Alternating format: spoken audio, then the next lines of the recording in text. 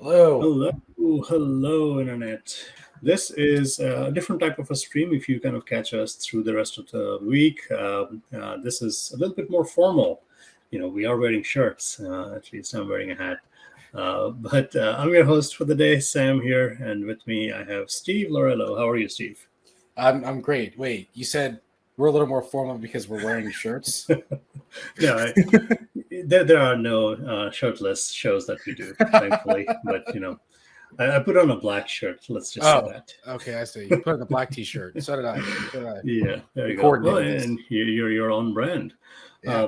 Yeah, so folks, this is actually a user group talk, and we have a user group that kind of started in Columbus, Ohio, and then the pandemic happened, and we have been virtual, and people like it because we all have day jobs, and at the end of the day, it's nice to sit back on your couch or whatever and just get in some content here. So Steve, I appreciate you being here. And before we hand it off to Steve, let's see if I can share my screen so we can do a little bit of housekeeping. All right. Let's see. Screens. Too many screens everywhere. All right, and I can share my screen. There we go. All right. We are good here. We're going to go full screen on that. So welcome, folks. Welcome, like I said, to Go to Live and to this particular user group talk. A little bit of history. Steve, you might actually find this quite hilarious, but our group, we started off back in 2008 or so with Windows Phone. That was a thing. I spent a couple of years. So it was called the Central Ohio Windows Phone User Group, or CalPOG in short. And then we said, okay, no, it's not going as well as we thought. Let's just make ourselves the Windows user group. That's pretty generic. And then we started having more and more, user group talks, which were JavaScript and AR, VR, and voice and all over. We're like, okay, let's just call it app dev. Pretty generic. But then the pandemic happened, so we don't meet in Columbus, Ohio in person anymore. So we are now, global app dev, because unless we all move to Mars, I think we can stick to this brand. So we are the Global App Dev User Group, and we meet right here every third Monday of each month. And tell your friends about us. We have web presence. We are on Meetup. We are on Twitter. And we meet right here. Sometimes we'll hang out, on Teams a little bit, after the talk, but not today. So we do have some sponsors to thank. Progress gives us the hosting. Microsoft gives us, a lot of things that we, give out. We have, in-person swag still. I have like boxes in my garage, but we do sometimes give away like licenses. But we also partner with 1105 Media, which puts on Visual Studio Live, which I'll mention really quickly. And then we do normally start off with just a quick roundup of some things that are going on around us. We were still kind of based out of Ohio, so this is our sister user group. This is the Columbus.NET user group, Condig, and they meet fourth Thursdays of each month. Some months it ends up being like the same week, but not this week. They're meeting next week. So they looks like they're talking about Azure app configuration by Sam Gomez. So that will be interesting. So they are starting to meet a little bit in person, but they also try to, live stream on YouTube and Twitch. So, check that out next week. And we have, we kind of went through like a really heavy, I think, developer conference season, which is, so nice, especially after the pandemic. Hopefully, we are seeing light at the end of the tunnel. We are kind of out and about, so we are starting to see a lot more in-person stuff, which is great. I actually met Steve, what was it, like 2-3 weeks back? At Codepalooza, which is in Louisville, Kentucky. So if you are in the Midwest, this is another one to go to. This is coming up on October 20th. This is in Cincinnati. It's a one-day thing, Momentum DevConf. Steve, do you know of any other conferences coming up in the next month or so? There's a few, aren't there? Tech Bash is coming up in October, right? That's November, actually. Oh, it's November. Yeah. I'll be there. I'm trying to think anything else local. The Tampa Code Camp is the 8th of October, so that's not in the Midwest. That's down by me. Yeah, it's East Coast. Obviously, NEC is happening next next week, but that's not here, obviously. No. It's not America. Yeah. Yeah, there's a bunch actually coming up. I'm trying to think. Yeah. No, that's good. What else? Technorama and Devox Belgium are happening, and the Netherlands and Belgium. Yeah. It's been a really busy fall for technical conferences, which is really great, actually. Which is really good. Yeah, there are some good ones coming up in Europe. You mentioned a few, Techorama and Devox, and so good stuff all around.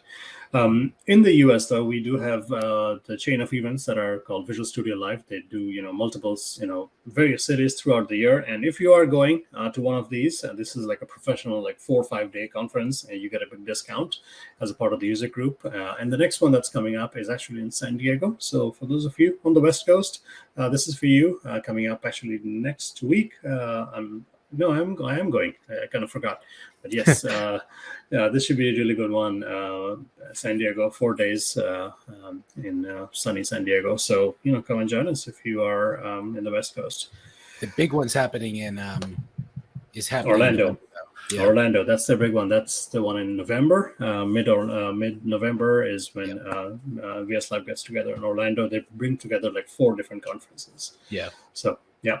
All right. Drum rolls for this evening. We have Steve, who is not from Germany. I am not from Germany. That's an inside joke. This is an inside joke because we talk to a lot of people, and then this is so nice that we get to talk to other fellow developers at a conference. But I completely blanked out because I talked to somebody who looked very much like Steve the day before, and he was from Germany. And so in the evening, I kind of automatically assumed that you are from Germany, but you're not. And you're New Jersey, right? I'm from New Jersey originally, but I live in Florida now. Oh, you're in Florida. Okay, cool. Yeah. So Steve is here to tell us about all things Redis. So with that, Steve, why don't you take it away? Sounds good. I'm going to bring up your desktop, and the floor is yours. All right. Well, first off, if anybody has any questions throughout the talk, just post them in the comments. And I asked Sam to basically just hard stop me and interrupt me if anyone has any questions, and I'm more than happy to answer anything. And the second thing is my air conditioner is broken, and I live in Central Florida. So if I become incoherent, just please know that it's 94 degrees upstairs in my office. So if I start sweating a little bit and become a little bit incoherent, that is why. And so anyway, I will call emergency services on you if you're I'll just crawl downstairs where it's cold again. There you go. Anyway. By the way, before you start, Steve, I forgot to mention that while we will have chat room, by the way, feel free to ask any questions as Steve is going along. But I will normally be your annoying, second person on screen. I will have plenty of questions as we go along. Sounds good. All right. Sounds good. So I'm Steve, as Sam told you. I am the .NET Developer Advocate for Redis. And this talk is really meant just as like an introduction to Redis, and particularly an introduction for Redis for developers in particular. Hold on, my vanity slide is next. There we go, my vanity slide. Before I give a talk, 2 things I like to do. First off, I'd like to just give you all an introduction to myself. Again, Steve Lorello, I'm Developer Advocate at Redis. You can follow me on Twitter at slorello. You can also follow me on GitHub at slorello89, or you can come to my website at slorello.com. I have some old content on there. Probably should update it at some point in the near future. And the second thing I like to do is I usually like to give a little bit of an agenda of what I'm going to be covering in a talk I'm going to be giving. So first off, the agenda for this intro to Redis talk is, what is Redis? And then we're going to go over some of the major use cases of Redis. And then we're going to get into sort of like the meat and potatoes of Redis from a developer's perspective. We're going to look at some of the data structures of Redis, some of the major design patterns within Redis, using Redis in your applications, and some Redis gotchas and anti-patterns towards the end. So what is Redis? Well, Redis stands for Remote Dictionary Server. It's actually an acronym, and it says Remote Dictionary Server, which is sort of, I think, enough to sort of fully describe the depth of what Redis is. It's a NoSQL database that is completely in memory. So the whole data set for Redis is held completely in memory at any given time. It's this key value data structure store, which hence the name Remote Dictionary Server. Redis is single-threaded, and it's real fast. So I'd like to point out this dog right here is actually laying behind me right now. She is a greyhound. I call her the red greyhound of Redis, and she's real fast, which is why I like to put that in my slides. Redis is real easy to use, and between the fact that it's super easy to use and it's real fast, is really beloved by developers. Up until this year, we were the most beloved database amongst developers out in the Stack Overflow survey out in the community. We were edged out this year by a very small amount by Postgres, but we're okay with that. We're happy with our result. Our positives went up. Theirs just went up a little bit more. But yeah, Redis is super popular with developers. People tend to really like it. So I think before I actually get into the rest of the talk, I'm just going to sort of show off a couple of things with Redis, just to show you just how easy it is to sort of get up and running with Redis. So I don't have anything running in Docker. I'm just going to run everything in Docker because it's just easier to do on a Windows machine. So if I want to run Redis, all I have to do is do a Docker run -d-p 6379:6379. That's the traditional port of Redis, and I can just run Redis. And of course, Redis has to pull in because I just completely factory restored my computer because my whole hard drive got aced. So anyway, it's running now. Can I pause you for just one quick second? How does one get started? Like, what do I have to get before I run it? You have to install Docker. Okay. So you have to install Docker, and it's also helpful to install Redis locally on your WSL instance. Because if you install Redis locally, you get the Redis CLI. So this application I just popped open is the Redis CLI. And really, like I said, all Redis is this remote dictionary server. So I can set, strings within Redis, like set foo var. And then that value foo is set to bar in Redis. So I can just get foo. If I wanted to set a number in Redis, I could do set num1, and then I can do incr num or incr by num2, and I could actually manipulate different integers in Redis. Like, this is just a super simple use case. I'm going to get into a lot more a little bit later, but that's just to show you just how easy it is to get up and running with Redis. You literally just pop open Redis. I'm doing this in Docker, but if you install Redis with like apt-get, it's super easy to just run Redis server. You connect to the CLI or whatever client you end up using, and then you have this command interface that you can use to talk to Redis. So anyway, some more things about Redis. So Redis is sort of acidic. We get into some issues with particularly the A in acidic, but Redis is sort of fully acidic. So Redis is a single-threaded application, and for atomicity, I guess single-threaded is not super important. What's super important, though, is that every command that you execute against Redis executes atomically against the data store. So because it's single-threaded, nothing else is interfering with it, and every command either completely happens or completely doesn't. Now, you can group multiple commands within Redis together using transactions and scripts, and actually, like, transactions and scripts are where we get into issues with atomicity because they I'll talk about transactions and scripts a little bit later, but they can't actually roll back. So if a transaction fails because of a semantic issue, not a syntactical issue, semantical issue, the whole transaction is going to execute, but parts of it may not have completed. But for the most part, if you're just executing single commands against Redis, it happens atomically. From the perspective of consistency, this kind of depends a lot on the deployment. Now, a single instance of Redis is strongly consistent. It's always completely consistent with itself. You execute a command, and that's the only place where it exists. So yeah, there's no worries about consistency across the rest of Redis. But if you move into more advanced use cases, particularly around high availability, when you move into like using read-only replication, you only have guaranteed eventual consistency, but you can actually force it to do its best to guarantee strong consistency by using the wait command. There's issues around this because using the wait command kind of slows it down, which sort of defeats the purpose of having an ultra-fast database, but it's something you can do, and it's actually a way you can sort of ensure consistency.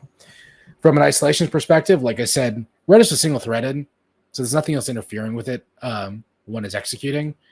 So because it's isolated, because it's single-threaded, it is isolated since there's no concurrency.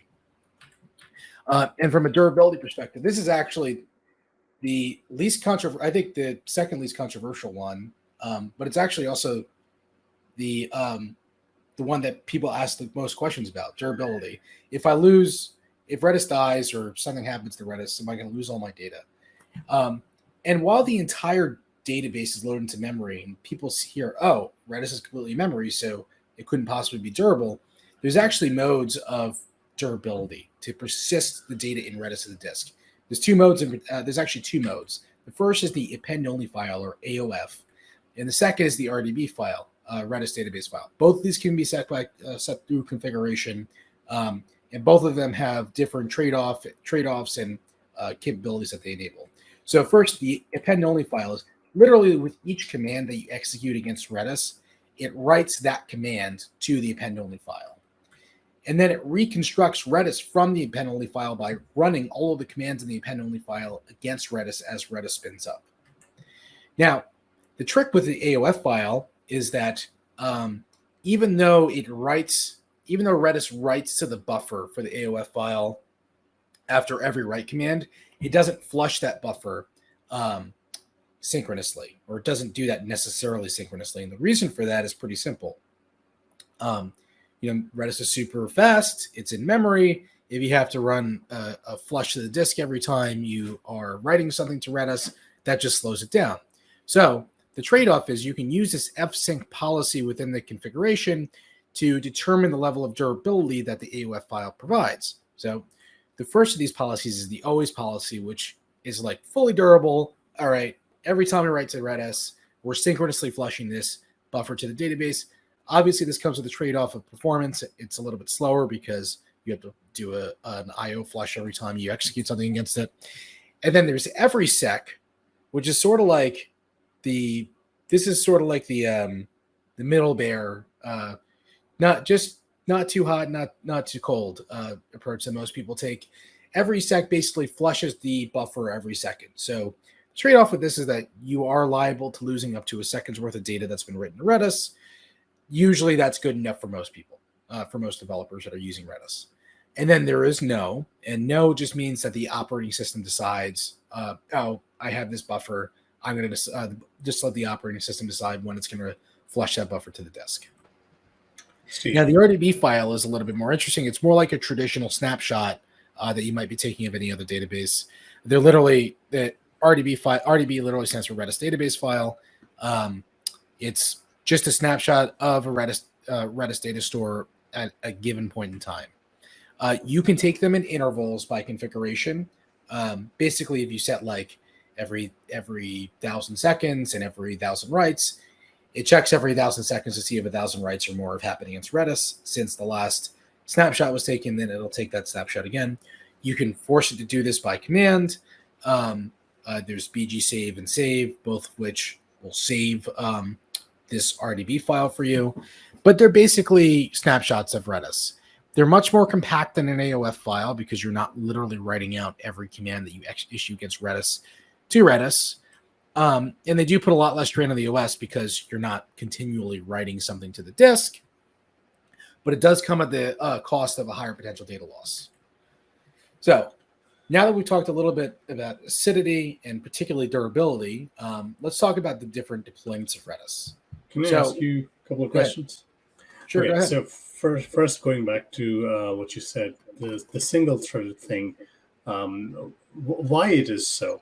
Is it and how is it so performant while it's being single-threading? Well, because the trick is with Redis, you can scale out the writes and reads to Redis by either replicating it or by horizontally scaling it through Cluster, which is actually what I'm about to talk about. Okay. But because it's in memory, because it's a super low level server, I mean, just because it's single threaded doesn't mean it's slow, right? It's actually still real fast. It's not swapping anything to the disk. It doesn't have anything that's blocking it. So it's just executing like crazy. Like we actually measure execution times Sorry, my neighbor is taking out his motorcycle. If you can hear that, I and I can't have my actually. So you're good. I have my window open. We measure execution times in microseconds. So like a single command that's executing its Redis is going to take on the order of microseconds usually, unless it's we will get into some of the time complexity commands a little bit later.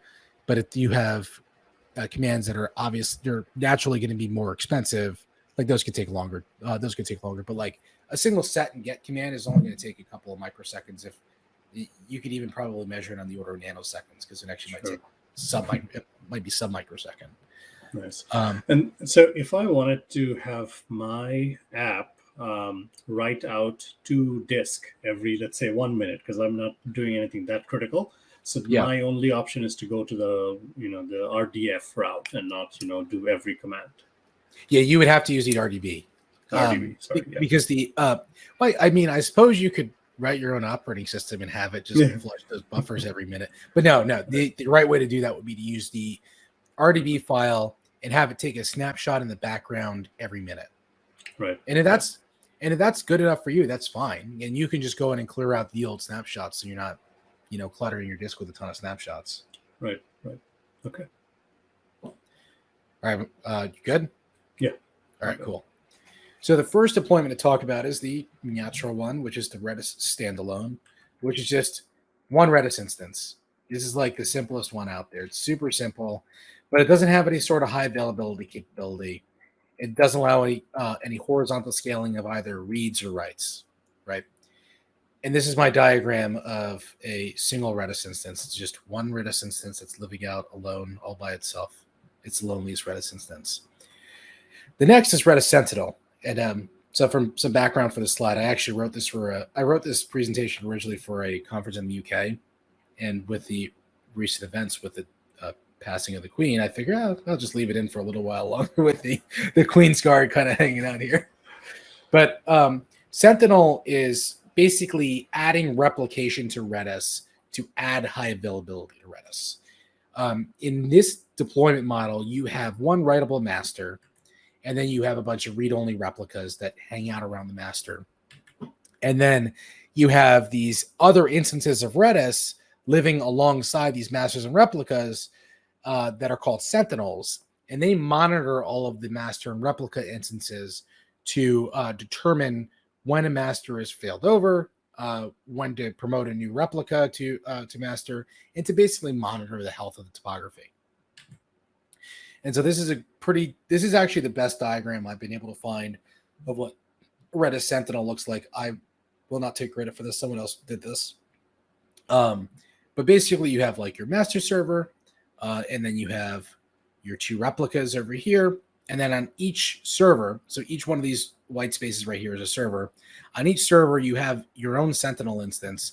And those Sentinels are talking to each other and monitoring the all of the servers in this topography to make sure that they're all still alive, and they're responsible for promoting and failing over things. The next type of Redis to talk about is Redis Cluster. This is probably one of the most popular ways to deploy Redis. So Redis Cluster I like to call horizontal scaling in hard mode. So you basically take your key space. So like when I'm using like set and get in here, or set in here and anchor here, these values right here are our keys. I'm basically taking those keys and I'm gonna split them across this Redis cluster. So you split that key space across this cluster, and then you take those keys and you run them through this deterministic hash function to determine what slot they're in. And your client takes care of all this for you. You don't have to figure any of this out. And then each shard within that cluster is responsible for maintaining a group of slots. So you hash the key to determine a slot, and then you go to the relevant master shard to write for that slot. This allows you to horizontally scale reads and writes across the cluster. Now, in Sentinel, you can horizontally scale the writes, or the reads, because the replicas are read-only. You can have writable replicas, but I really don't recommend it. So essentially, you can scale out your your reads horizontally in Sentinel, but in Cluster, you can do that for both reads and writes. Now, the problem is that multi-key operations in this environment become slot limited. And the reason for that is you go to one Redis shard that has a responsibility for one group of slots, and you go to and you pass it 2 keys, one which is on its slot, or one of which it's responsible for, and one of which it's not. It's not going to be able to process the command because it doesn't have access to the key that on the slot that it's not responsible for. So some multi-key operations, which we'll talk about a little bit later, will become slot limited.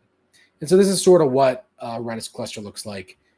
You have basically a range of slots. So there's 16,385 slots. And each one of these primaries here is now responsible for a range of those slots. And then each one of those primaries now has a couple of backups to go off of. Now, it's important that you maintain an odd number of primary replicas, so an odd number of shards in your cluster. The reason for that is if the cluster splits itself in half, you don't want to encounter a split brain where they can't figure out what replicas to promote. They can't come to a quorum. If that happens, then actually your whole Redis cluster will just fail. The last deployment type I'm going to talk about is my favorite because I work for Redis Cloud. Redis Cloud basically unlocks your ability to scale Redis sort of infinitely without actually having to deal with any of the crap that comes along with maintaining a Redis cluster. You basically have us manage your cluster for you. It scales endlessly. It zeroes out all the complexity of scaling Redis. And this is my pay the bill slide, some other Redis Cloud features are, it allows you to geo-distribute your masters. So you could have the same master in multiple regions. So you can write to the same master in multiple regions. It enables tremendous throughput. I've heard of instances of Redis Cloud that handle hundreds of millions and billions of operations a second. We have 5 nines availability. It's a multi-cloud product. You can deploy it wherever. You have access to the Redis modules, which we'll talk about in a little bit. You have enterprise support. All right, that was it for my pay the bills portion. But I will tell you this little anecdote as a developer advocate for Redis. So we run a Discord server, which if you have questions about Redis, you should join on discord.gg/Redis. We field a lot of complex questions about Cluster and Sentinel from the community, and we do our best to answer them to the best of our ability because we believe in that part of the community. But we do often, after answering these questions, end with a particular refrain that you could just use Redis Cloud and you don't have to worry about any of this stuff. So anyway, that's my little bit of experience as a developer advocate. Onto the uses of Redis. Not going to spend too much time on this, but Sam, have you used? Go ahead, Sam. Yes, I have. But I had a really dumb question to start off. Going back to the standalone Redis, right? So that's just one instance of Redis running in memory on a machine, right? Yes. That's literally it. Is there any restriction on how much the memory footprint could be? Like, what if you're running on a machine that's not very? This is a great question, actually. Beefy. Okay. This is a great question. So you can configure it for how much memory it's going to be allowed to consume. If you do not configure it, it will take all of your memory. Right. And after it's done taking all of your memory, it'll start going to the swap.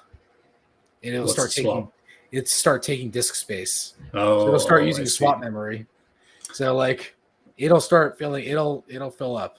It's hungry. Yeah, well, I mean, you didn't give it any restrictions, so sure, exactly. It takes as much as it needs. Okay. Yeah. Sorry, go ahead. Go ahead. So here's how I have used it, and this may be years back, and I may have been doing it wrong, but ASP.NET had a technology called Signal R, which was real-time communications, and if you put that on a single server, it's fine. It's able to keep track of all of the connected clients in memory, But the moment you put it behind a firewall and a server farm, things got complicated because now one server didn't know the other server and the clients attached to that. So the way we used to solve it is write it out to a Redis, in-memory database, and then eventually, whatever is your interval, you write it out on disk on every server. So every server knows every other server's clients, and they can recreate that in memory. So that's my extent of using Redis. It's interesting. That's not like the main use of Redis. It is a cool one, right? Using Redis as a signal R backplane is something I've heard about. It's actually not something I've tried, but there is like pub sub within Redis. Mm-hmm. There's also like message busing within Redis, which I'll talk about a little bit. I'm just actually going to blaze through these because the main one that everyone uses it for is as a cache. Basically, it's its number one most popular use case. It allows you low latency data access to stuff that you've done repeatedly. So like if you have a long database query, or if you have like an API call that costs a lot of money to run, like you could just store the output of it in Redis, and you have super quick access to it. Another thing I see a lot of people use it for is as a session state store, and this is actually very similar to the what you're talking about, because if you have one client going to one ASP.NET Core server or one ASP.NET server, and it maintains a session between them, right? Like the ASP.NET server in particular, knows what the session state is, but it has no way of communicating what that session state is anywhere else. So like using a data store as a backplane for that is like super useful, right? Because then you can basically extend out that where that session is allowed to go to without having to what is it? Well, that's the only way you can do it, right? You'd have to write it to some data source in the background that has that. And Redis is super popular for this because, sessions tend to be very lightweight, right? You're not sending a ton of stuff to a disk somewhere. So like Redis is super useful in that particular case, but basically allows you to have a distributed session state, which provides super low latency access to all of the servers in your application. Another one that's becoming increasingly popular is using it as its own message bus. Now, I will talk about this a little bit later, but Redis supports this data type called streams, which allows you to stream messages through Redis as if Redis was its own data message bus, and you can consume them either as just a direct stream or within the context of a consumer group. And I like putting this one in here because we had somebody basically tell us that they tried to convert to using Kafka right at the beginning of the pandemic, and if Redis streams wasn't a thing, their business would have gone bankrupt because they already had Redis running, and so they just started using streams instead of using Kafka, and they're like, oh wow, this really saved our bacon, right? So just a fun little anecdote. So, and then the last use case I'm going to go over is as a database. So instead of having like a whole extra database that you're just caching from, you can just use the cache as a database. This is a model that's becoming a little bit more popular these days, as there are document-like structures within Redis that allow you to do all the normal CRUD operations, and there are indexing capabilities within any version of Redis. And I'll talk about a little bit later Redis Search, which is something of an area of focus for me that allows you to build secondary indexes on top of Redis to quickly find things within Redis. So let's talk about some of the Redis data structures. A string is the simplest of Redis data structures. Basically, a single key stores a single value. That's the type that I was showing you in the terminal before. Basically, these are driven by set and gets commands. You can do inkers or appends or bit field operations against them. They support all sorts of fun little things. They're the simplest structure that most people will use within Redis.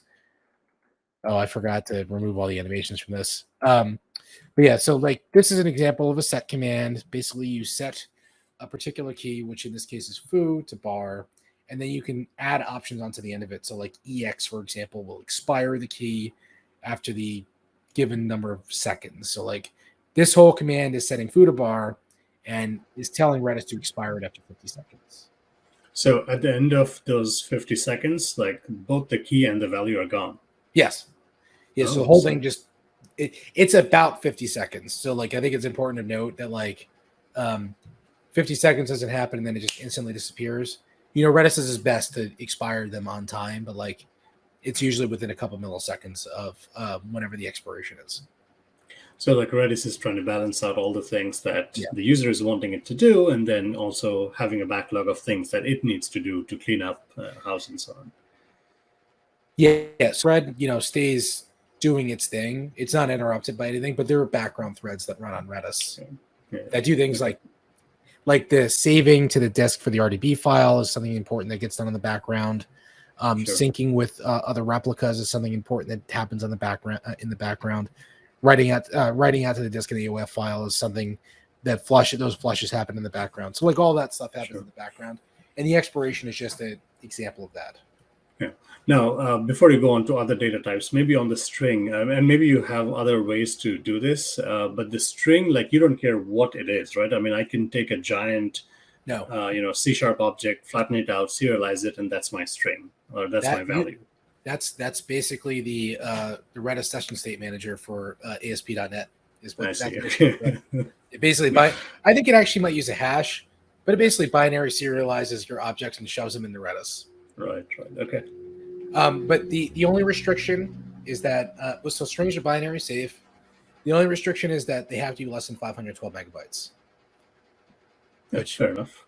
Like I don't think unless you want to store like Thor, Love and Thunder in Blu-ray format in Redis. Like I think you should be okay. And I don't know why you would want to do that.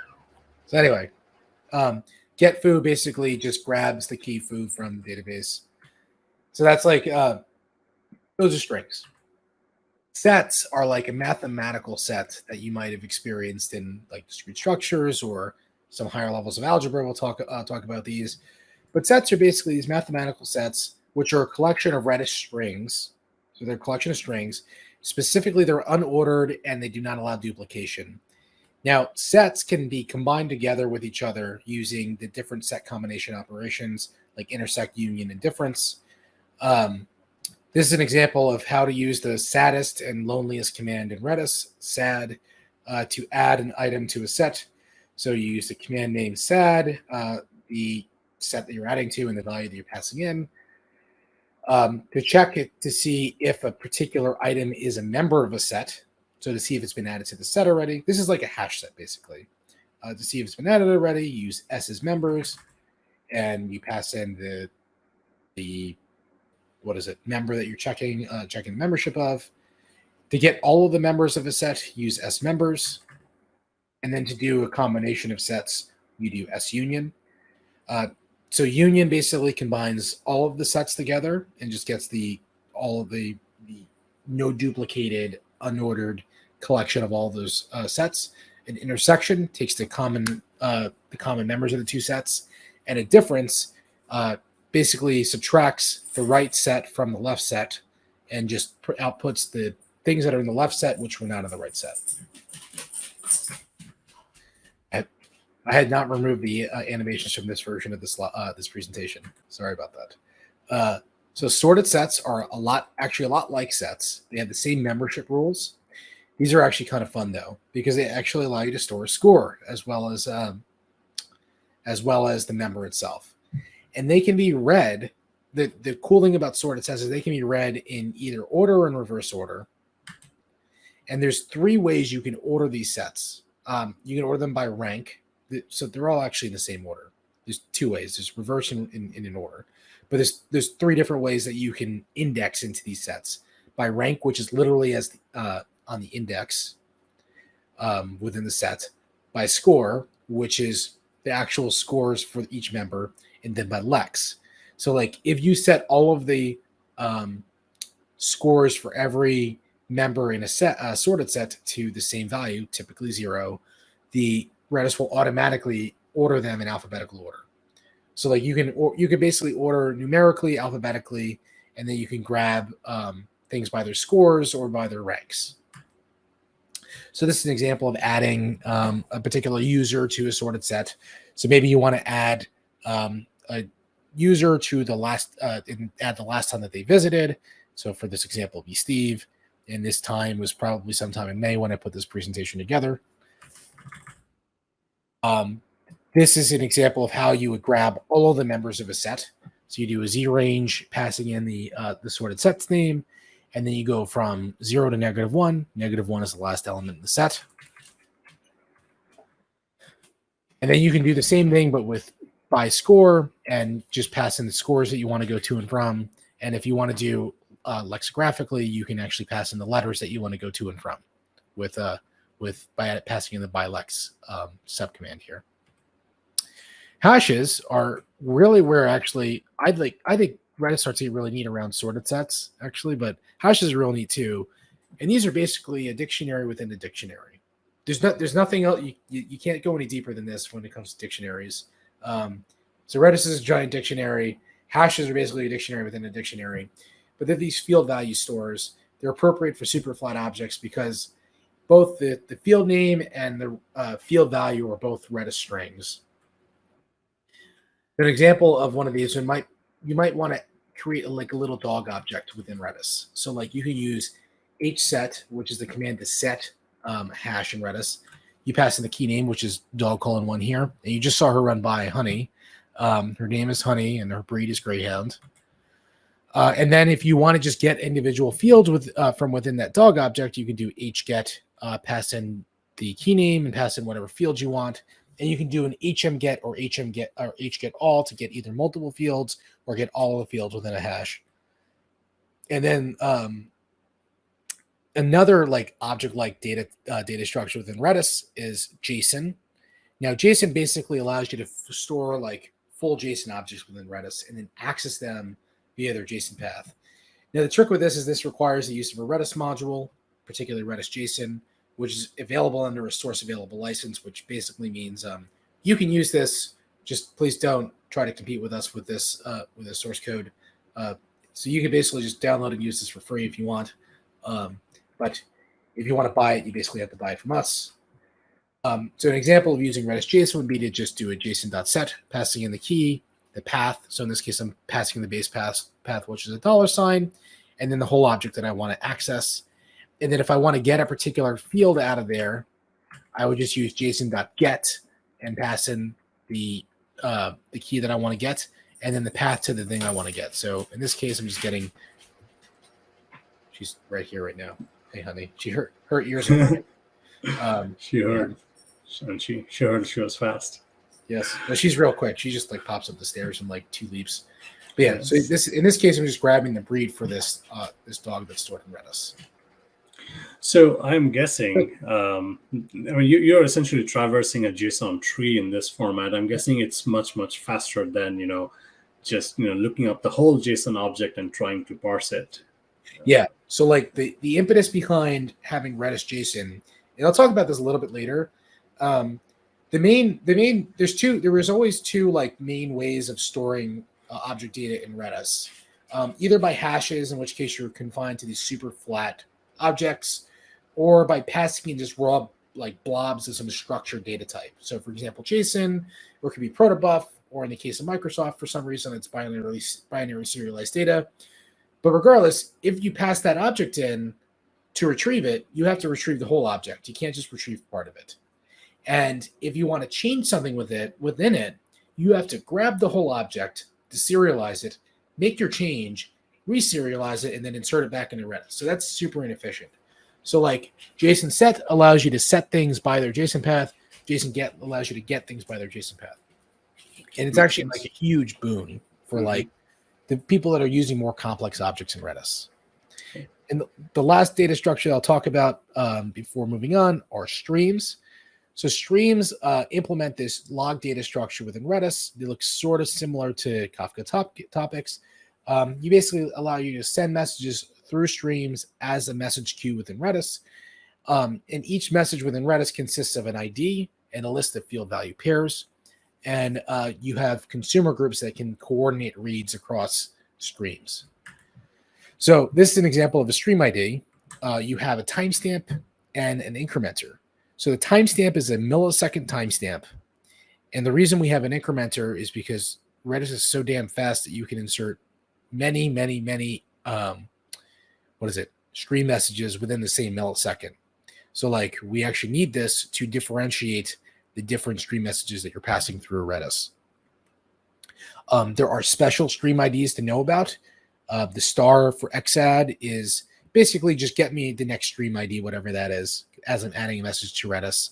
The $ in XRead allows you to only retrieve new messages added to the stream. The greater than sign in XRead group says, oh, get me the next message for this consumer group. And then the minus and plus signs are signaling the lowest and greatest IDs within the stream. So this is an example of adding something to a stream, xadd, basically passing whatever the key name is, the star is the ID that I'm passing in, and then my field and value. You can do this with multiple fields and values, though. And then to read it, I would just do an xread on the stream, and then I pass in my ID that I want to read. So in this case, I'm just waiting for the next message to come in, and it'll read that.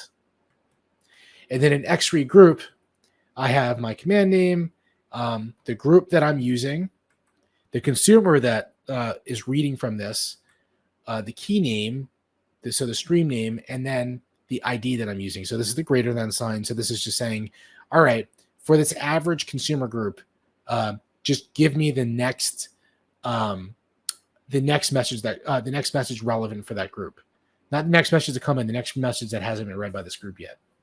And Redis maintains a catalog of all the messages that have been sent and all the ones that have been read so far by your consumers, and basically keeps them in order for you. And if your consumer dies and did not acknowledge that it finished reading that message, you can then go in and claim it again. So you can make sure that you process all of your messages within a Redis stream. So now on to Redis design patterns. So the first one I really like to harp on is round trip management. So round trips are the root of most bottlenecks in Redis. So operation times in Redis are measured in microseconds, like I said. So they're super fast. Now, round trip times are usually measured in milliseconds, or if you're in a really crappy deployment, in seconds. And so you have two options here for managing this relationship. You can either minimize your round trip time, which you should absolutely do, or you should also minimize the number of round trips that you're making. And there's a couple of ways in the minimizing number of round trips you're making. As developers, I feel like is something we can actually work. We are more responsible for. So there's two ways to really do this. You can leverage Variatic Commands. So many commands within Redis are Variatic. So like hset, like I showed you before, xadd is Variatic, xread is Variatic. Like a lot of commands within Redis are Variatic, so they take a variable number of arguments. So rather than just calling the same command over and over again, you might want to leverage these Variatic commands and pass in as many arguments as you can at the same time, so you can execute everything in one command rather than branching it out to multiple commands. And then the other way you can manage the number of round trips you're making and minimize the number of round trips you're making is by pipelining. So pipelining is just the act of sending multiple commands through Redis at the same time, basically pairing up on packets and sending a ton of commands across the pipe at the same time. This is great when your intermediary results are not important to you. Like you don't need to use the result of one operation to the next. That's when pipelining becomes super useful. But this basically can crush the number of operations or the number of round trips you need to make to Redis. You'll have cases where you're inserting like 10,000 things on the Redis, and pipelining it takes 50 milliseconds, whereas going back and forth over and over again costs you like 10 seconds of time, right? So like pipeline whenever you can. So this can dramatically increase throughput.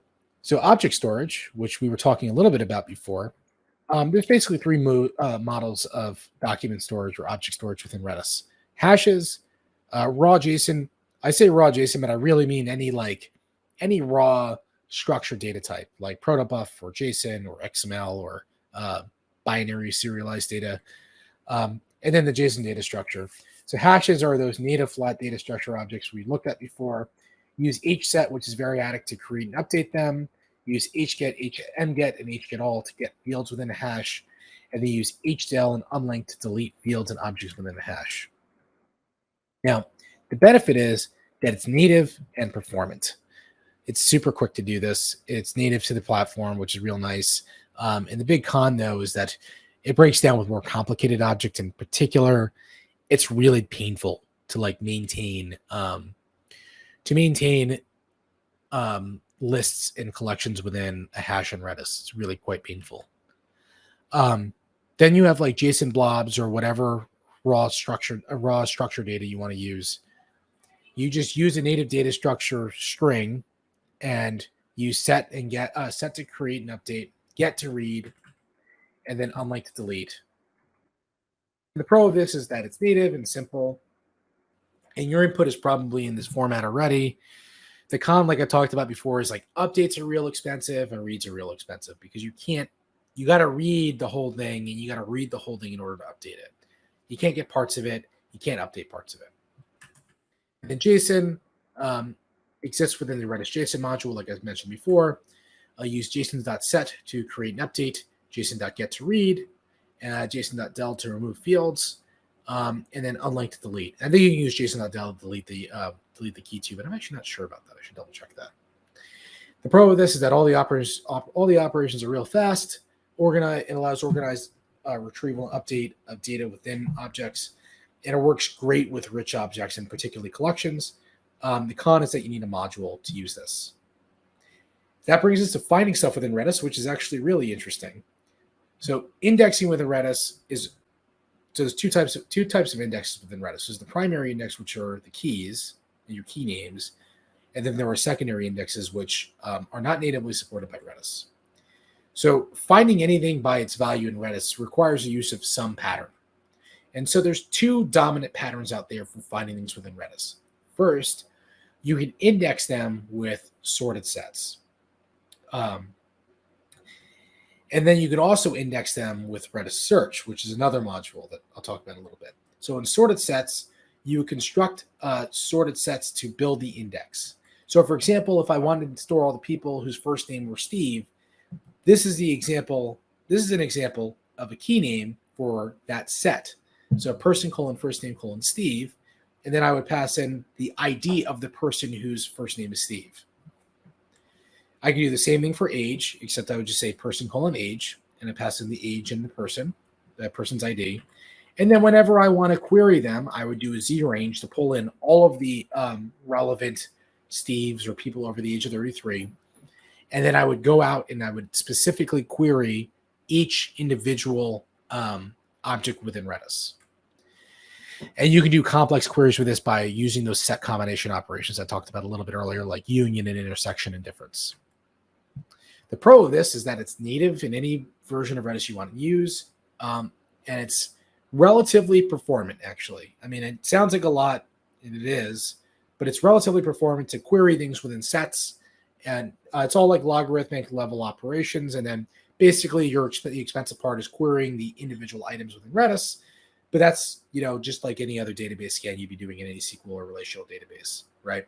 But everything is in memory, so it's actually really, really quick. The big con, though, is that it's actually really tricky to maintain consistency within it, particularly when you're going across shards, because the trick is that your index and your object may not be on the same shard. So you cannot update both the object and your index at the same time. There's no way to guarantee that, particularly in a sharded environment. Now, that brings us to Redis search. In Redis search, you would just predefine the index, use JSON or hashes to create your objects, and then like that, and then query with the Redis search syntax. So for example, if I wanted to find all the people named Steve who are over between the ages of 31 and 33, I would just do FT search, pass in name Steve and age 31 to 33, and it would get it for me. It's like super simple. The pros of this that are fast and easy to use, and the cross-shard indexing stuff is taken care of already. There's nothing to maintain other than your objects. The con is that this requires the use of another Redis module. Again, it's available under the Redis source available license, which basically means if you're going to pay anyone, pay us. But if you want to use it, it's free. It's free to use. But you just need to use a Redis module to get to that. So transactions and scripts are the last. I think this is the last design pattern I'm going to talk about. So I talked about these a little bit earlier when I was talking about atomicity.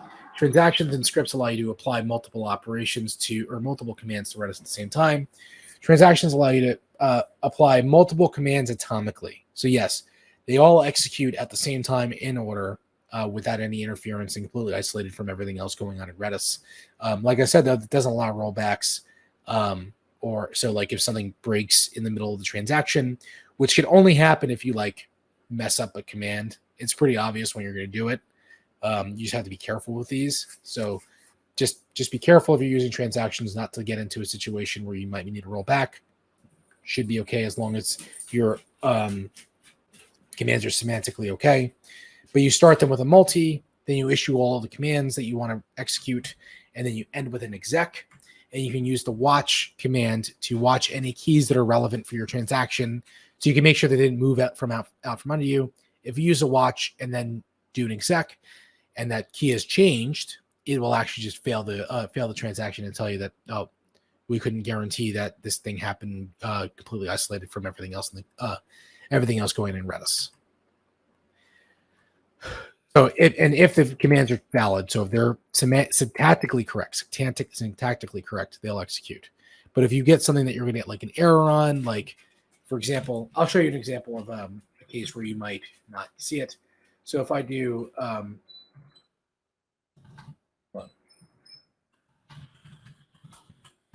set foo bar and I try to do an incur foo, it's going to give me this error here. That's a semantic error within Redis. Like that will actually execute okay in a transaction. Just be careful for stuff like that. Now, scripts are basically another way of doing the same thing, except you can use the intermediary results.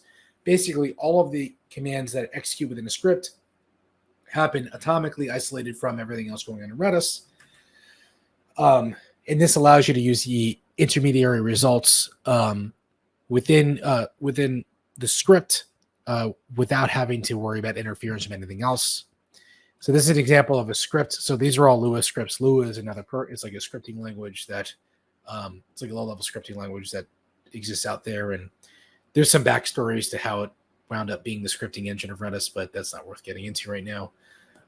So for example, you might call incur on, you might have a next ID key, or you're maintaining the next ID that you want to use. So you have an auto incrementing ID, and then you would use the result from that to create the new key for your next, and use that as the next ID. And then you would just return the ID. All right. So adding Redis to your apps. Basically, Redis has this thing called RESP, which is the Redis serialization protocol. And all of your apps talk to Redis over RESP. But all of the languages out there, just about all the languages out there, have some client that can wrap this RESP protocol.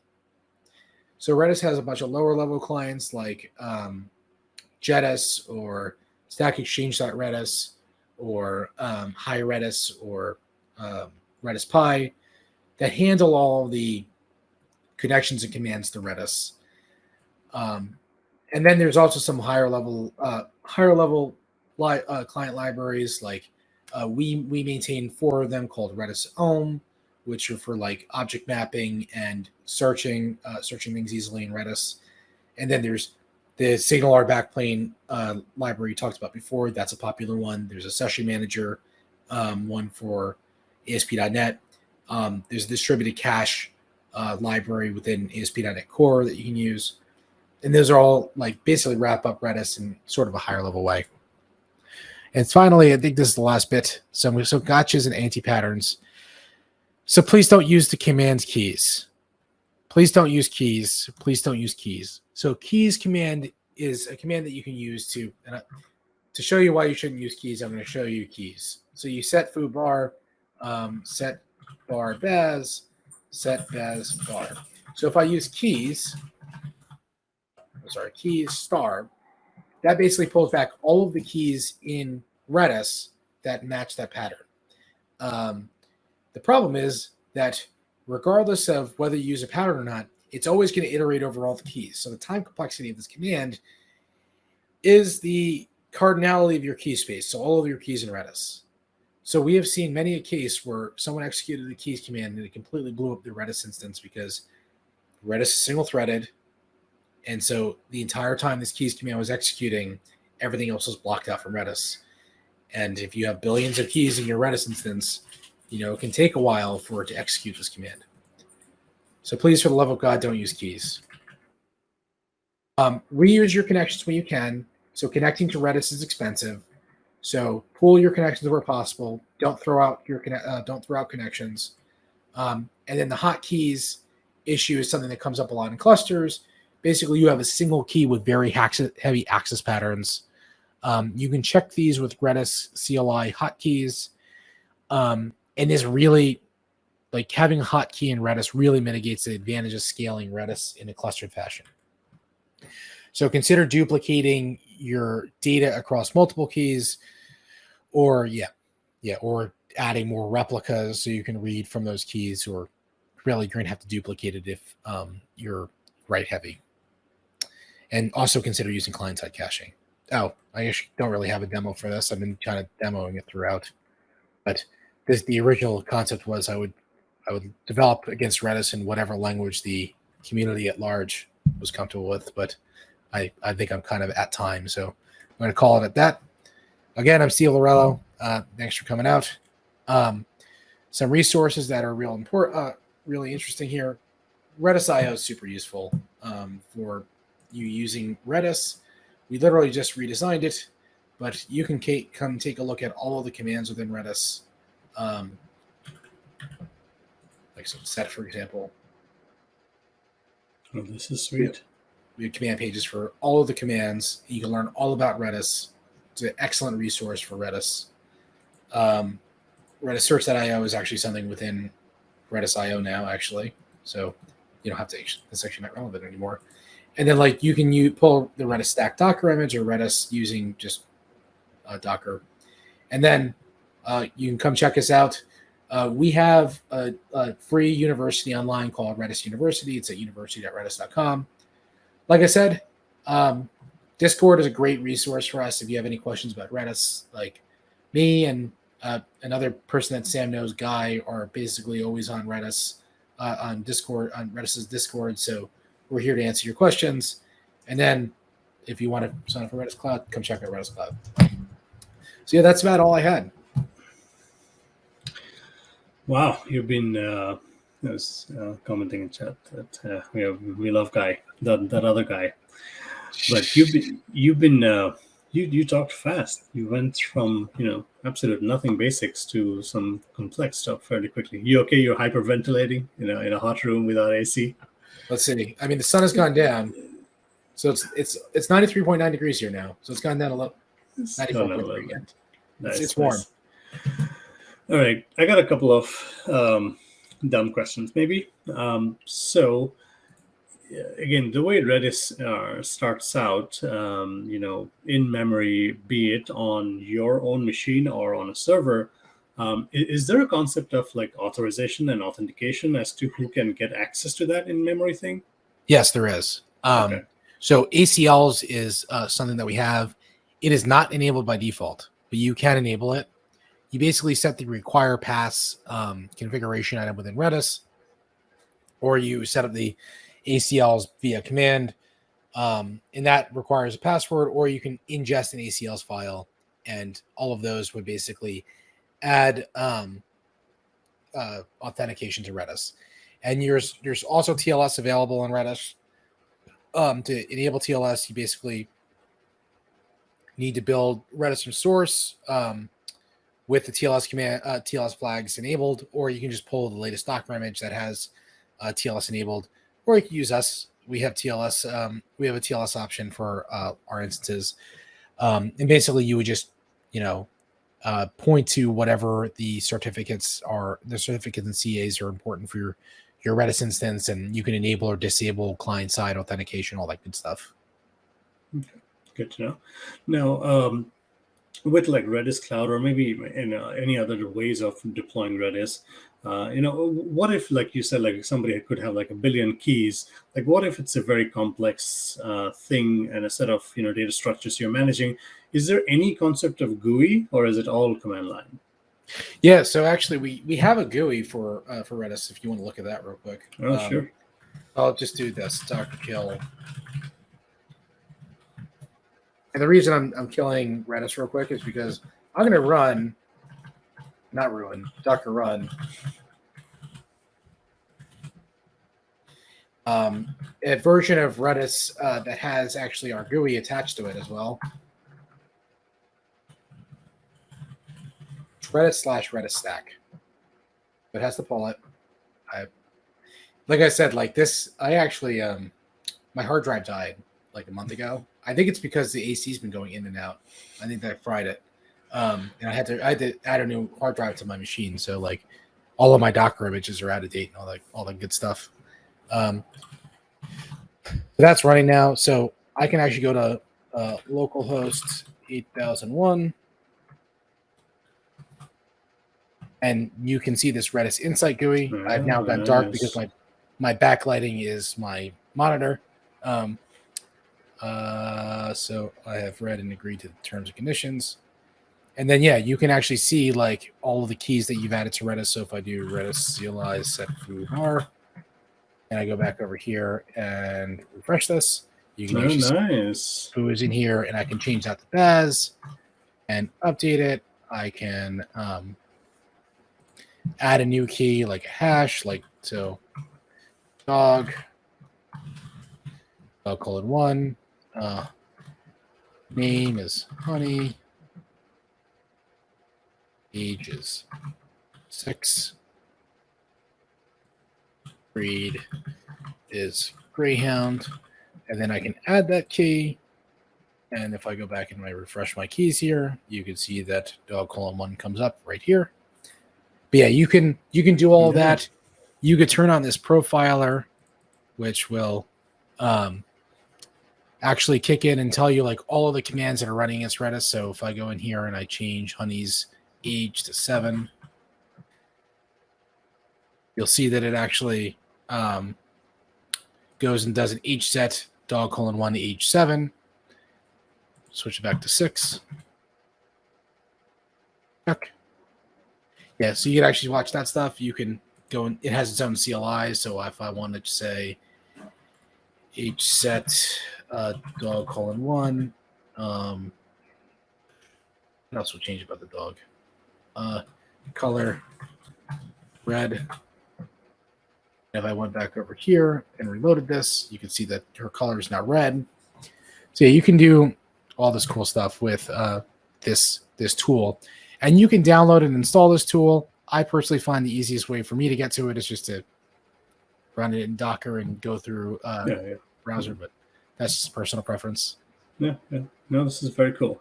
For folks who want to have it, it's nice. Cool.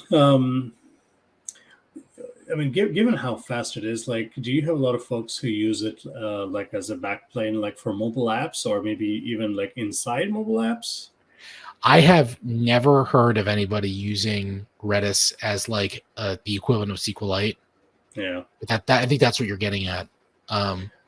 As far as I know, I've never heard of anyone deploying it to an iOS device in a sandbox. But I mean, you could have like a server, like a backend as a service using Redis all over the place, but it's serving it up to mobile devices for whatever. Yeah, so like I have heard of that. I have seen people like connecting directly to Redis from mobile apps. Right. Like right. I never recommend you connect to a database from directly from a mobile app. That's just like a personal thing of mine. But like I have seen people do it. I have seen people do it. What's wrong with SQL queries on our pages or mobile apps, right? Yeah. Cool. No, this is really impressive. You like I said, we went from nothing to some advanced topics fairly quickly. So this is very, very good. Cool. I'm glad you liked it. Yeah. So chat room, if there are any questions, let Steve know. But otherwise, tell us, Steve, maybe one last thing. Like, what's your like things that you can talk about? What's like some of the, or maybe what's one of the coolest applications of Redis you've seen around for customers? Yeah. So, well, I'll just share something with you that I've been working on for a while now. Geez, of course, the coolest thing is yours. So like, yeah, exactly. So Redis Ohm, specifically Redis Ohm.net. And I'm sorry I've gone dark now because I don't have my lights on and the sun just went down. Redis Ohm.net is the object mapping library for Redis and .NET. And it's actually backed by Redis Search. And it allows you to do stuff like define your data structures and then use LINQ to basically query them. Look at that. So See, like, now you're talking to a .NET developer. I am yes. one. This is nice. I'm the .NET advocate for Redis. So like, Sure. anyway, like you might have this collection of customers, and you insert a customer into it, and that collection is backed by Redis, and then you can do like customers.where for last name equals bond, or last name equals bond, or age is greater than 65, and then you can like change them and save them and delete from them, all that good stuff. So like, that's actually been something that's been real fun to work on and grow at Redis over the last year and a half or so that I've been here. This is cool. Yeah. So this is all on Redis, and then Redis on .NET. Redis on .NET. Nice.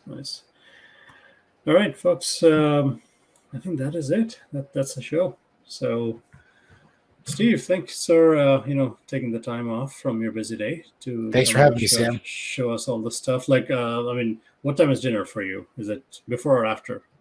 I actually just made dinner before. Oh, good. See, this is the thing that we do actually miss for in-person things or user groups. Like we have pizza at this point. So there are some months where I'll convince the family to have pizza with me, but it doesn't work out every month. But I think it'd be hard. I think it would be hard for me to make it up to Columbus for a user group. Yeah, no, exactly. And then we get folks from all over the world, the magic of technology. No, I like I said, like, I mean, and you were talking about it, like it's great to have in-person things, but like I'm much more open to traveling when it's a big conference. I know there's a ton of folks and a ton of different things to learn, but every month, like get into a cadence of learning 1 hour each evening. This is great because I can just sit back and learn. So thank you so much, sir, for taking the time out. Hopefully you get to go downstairs and cool down a little bit from your office, but appreciate you a lot. I'm going to take your desktop down here. But Steve, like I said, thanks so much. I learned a whole bunch, and I will tinker with what you showed with .NET. Good. Thanks for having me, man. Appreciate it. Yep, and everybody else, thanks for watching, and we'll be back with our usual scheduled shows on Coded Live, but we'll be back right here, third Monday, again next month. I'm talking to a couple of different folks, so I'm not sure exactly who the speaker will be for next month. It'll be something cool, but thanks for joining us, and we'll see you on the other side. So, take care, be productive, and be happy. All right.